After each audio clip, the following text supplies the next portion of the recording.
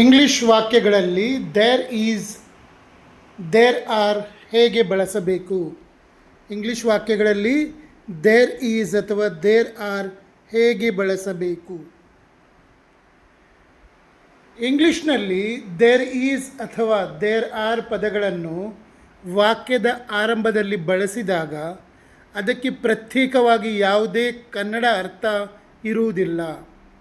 ಇಂಗ್ಲಿಷ್ನಲ್ಲಿ there is ಅಥವಾ there are ಪದಗಳನ್ನು ವಾಕ್ಯದ ಆರಂಭದಲ್ಲಿ ಬಳಸಿದಾಗ ಅದಕ್ಕೆ ಪ್ರತ್ಯೇಕವಾಗಿ ಯಾವುದೇ ಕನ್ನಡ ಅರ್ಥ ಇರುವುದಿಲ್ಲ.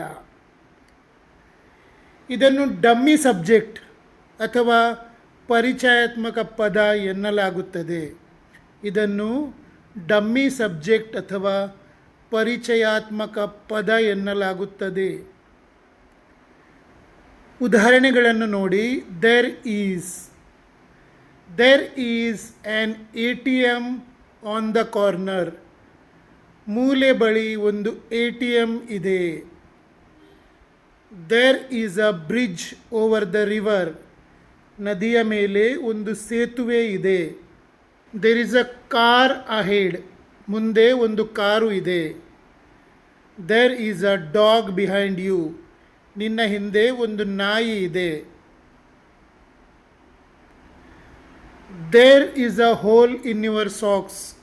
ನಿನ್ನ ಸಾಕ್ಸ್ನಲ್ಲಿ ಒಂದು ರಂಧ್ರ ಇದೆ. There is a long queue outside the toilet. ಶೌಚಾಲಯದ ಹೊರಗೆ ಉದ್ದವಾದ ಸಾಲು ಇದೆ.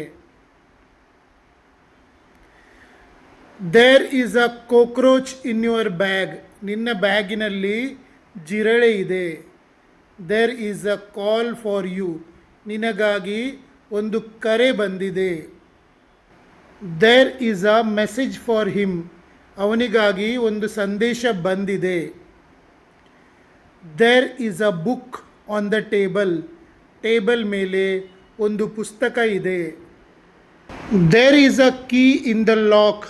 ಬೀಗದಲ್ಲಿ ಒಂದು ಕೀಲಿ ಇದೆ. There is a bird on the branch. ಕೊಂಬೆಯ ಮೇಲೆ ಒಂದು ಹಕ್ಕಿ ಇದೆ. There is a temple near the school. ಶಾಲೆ ಹತ್ತಿರ ಒಂದು ದೇವಸ್ಥಾನ ಇದೆ. There is a letter for them. ಅವರಿಗಾಗಿ ಒಂದು ಪತ್ರ ಬಂದಿದೆ. ಈಗ there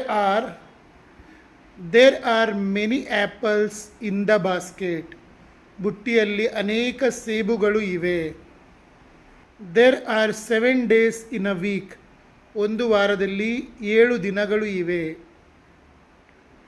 there are some students in the classroom. ತರಗತಿಯಲ್ಲಿ ಕೆಲವು ವಿದ್ಯಾರ್ಥಿಗಳು ಇದ್ದಾರೆ. There are beautiful flowers in the garden.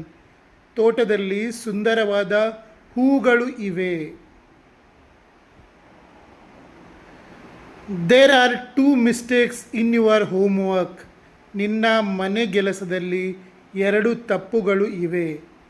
ಯಾರಿಗಾದರೂ ನನ್ನ ಟೀಚಿಂಗ್, ನಾನು ಕಲಿಸುವುದು, ನನ್ನ ರಿಸರ್ಚ್ ಇಷ್ಟವಾದಲ್ಲಿ ನನ್ನ ಪೇಜನ್ನು ಫಾಲೋ ಮಾಡಿ ಮತ್ತು ಶೇರ್ ಮಾಡಿ.